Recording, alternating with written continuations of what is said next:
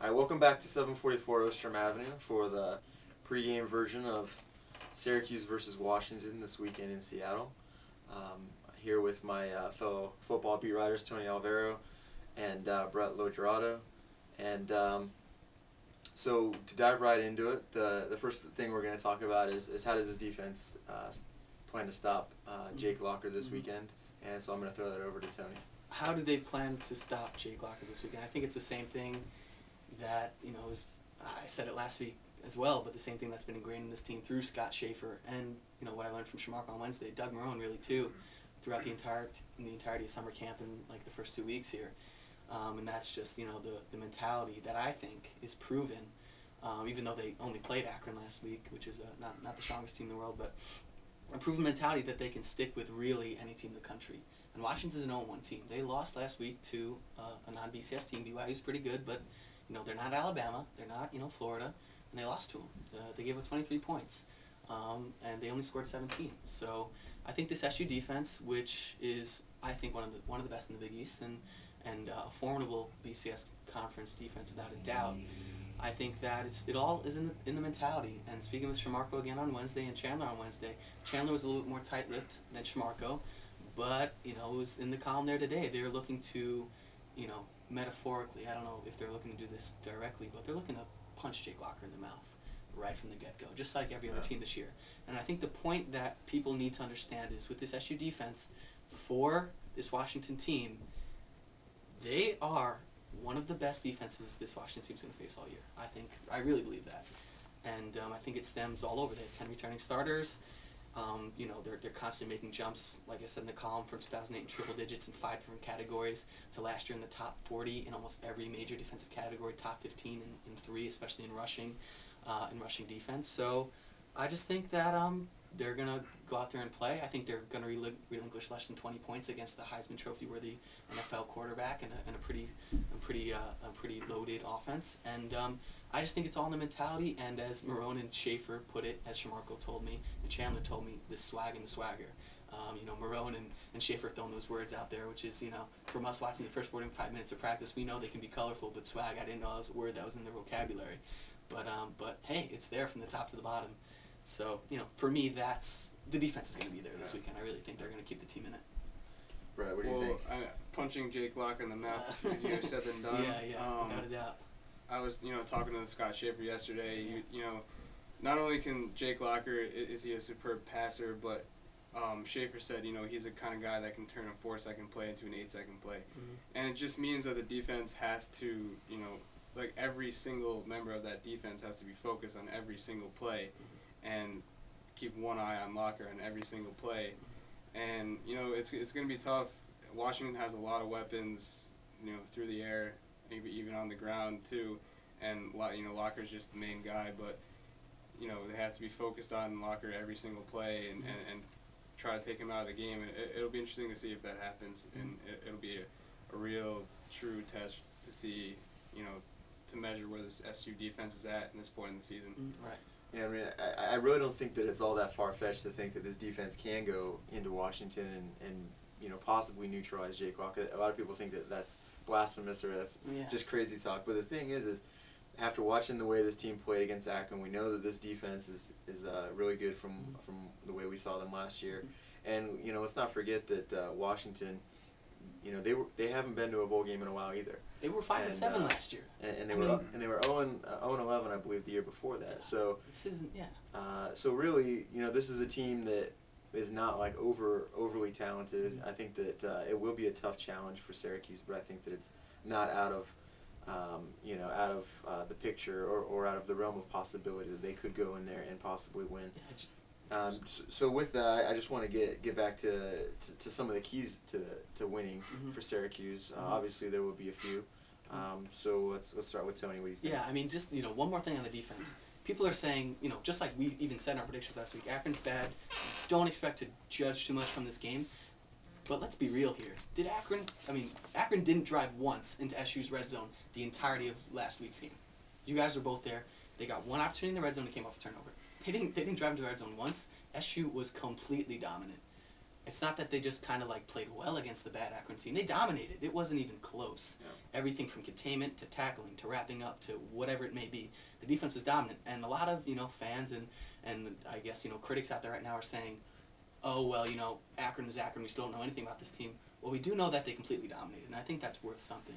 So just getting into kind of keys for the game. Brett, I know this was a key to the game that all three of us, including me and you, definitely agreed upon and harped upon. I know you're going to dive right into it more so, but just to throw it out there already, this team needs to win time of possession like BYU did last week. The only quarter BYU didn't win the time of possession was the fourth quarter, and they, that was the quarter where Locker kind of, made that last drive with his team there at BYU. So unless they win the time of possession, I don't think SU's defense is going to be, I guess, have enough stamina to kind of keep up with them. But the other one main key that we need to touch on here is the kicking game. In a game like this, I'm picking SU to lose by 4. I think you guys are picking it within 1 score as well. What's going on with this kicking game? And you guys asked Doug Marone after Akron what's going on. He really didn't answer it too much with what's going on between Lichtenstein and Krautman. We asked him again on Monday at his press conference. He's not telling us too much. And hey, Ross Krautman in his first game hit a pretty long field goal. I don't know, it was 43, 44. It might have even 47 yards. So that's a good sign. But 2 PATs he failed to convert. If you fail to convert 2 PATs against this Washington team, that could be it, and that could be bowl or not bowl. So no one's talking about Ross Krautman. Nobody's talking about Ryan Lichtenstein. Nobody's talking about the kicking game. They should be talking about it. I don't know if it's an issue right now, but it's something that should be on people's minds, because if it comes down to a field goal and Ryan Lichtenstein is still recovering or resting, just like SU's been telling us all year, and Ross Krautman has to go out there for who knows, a 51-yarder, countless times here in the summer we've seen blocked short field goals, especially long field goals, by the SU defense. And hey, maybe it's just the SU defensive kind of field goal unit out there that had the block one against Akron, but maybe it's something with the trajectory of Krautman's kicks. Little tiny things, but it could make the difference here in the game. Other than that, I think the main thing to talk about, we touched on the defense, is what BYU did do well last weekend was containment-wise and doing those things against Locker, but tackling, wrapping up. The Mac hit yesterday for your story was lock up. If they're going to win, they got to lock up. They got to bring them down. They got to do those kind of things. And then the only other thing I would mention would be DeLon Carter. Just he needs to have a good game against Foster. But other than that, other than that, going off some of the things you said, I think last week turnovers, didn't end up hurting SU in the end. Against Washington, that's not going to fly. Syracuse fumbled the ball 4 times. They only lost 2 of them, but against a team like Washington, it could be all 4. And Ryan Nassib and I guess the running game have to take care of the ball. Ryan Nassib can't throw interceptions. He can't take chances. For SU to win this game, they have to win the turnover battle, and that starts with the defense, but it all goes back to the offense too, taking care of the ball.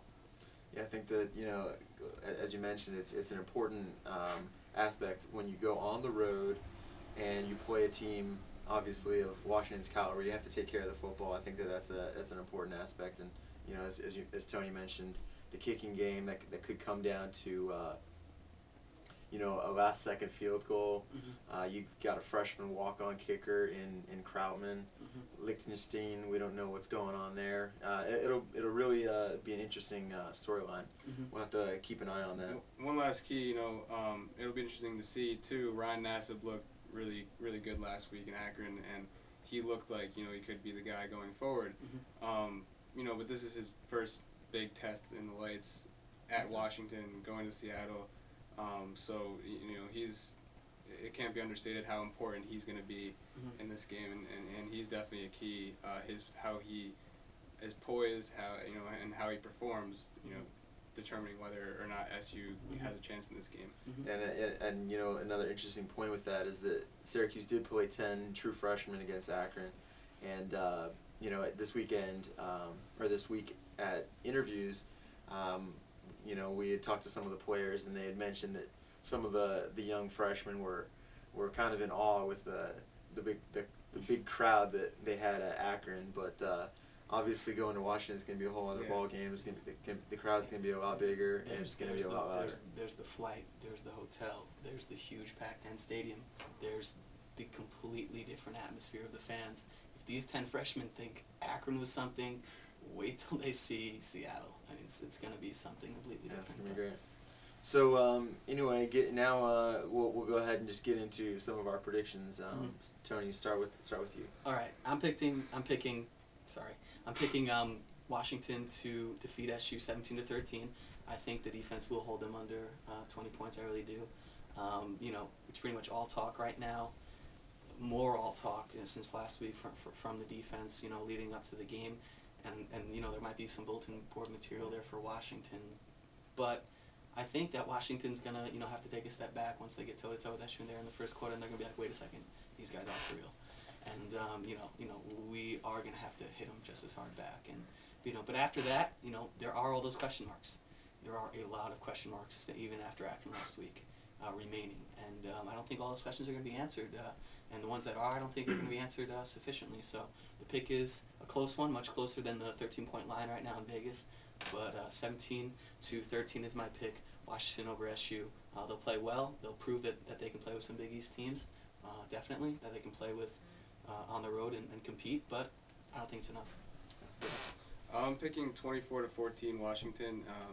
I think this game will be really close for 3 quarters.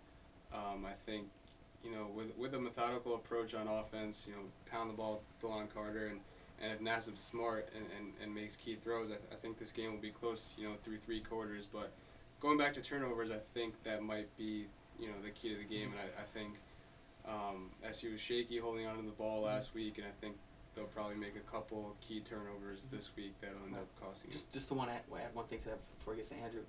We saw it a lot in the Greg Robinson era, and we even saw it sometimes last year with Doug Marone. Mike Holmes played so well last week. The one thing he messed up on was botching that one return and failing to recover that other one. That can fly in Akron when you have a lead. That's not going to fly in Washington when there's whatever it is, 80,000 fans on you. That's not going to fly.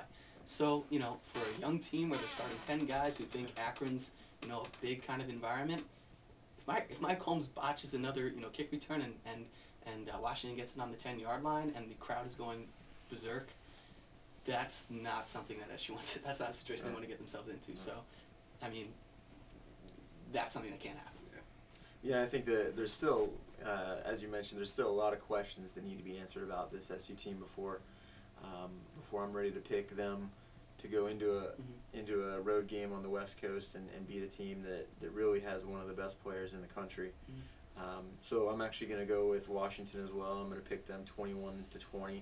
I don't think any of us really know what the score is going to be. I certainly don't. But I think that my score is indicative of the fact that my belief is that Syracuse is still not quite there, and time will tell whether or not they'll be able to go on the road and win a big game like this. I just think Washington is just a little bit better at this point, and we'll just have to watch and see. So anyway, so that's it for this week's pregame version of On the Beat.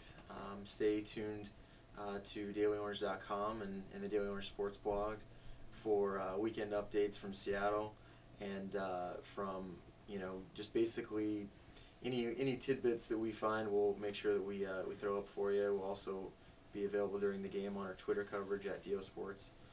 Anything else you guys want to add? No, I mean just just to add to some things to keep an eye out for is obviously the live tweeting, like you said. We'll have Andrew. You'll be flying solo over there to Washington.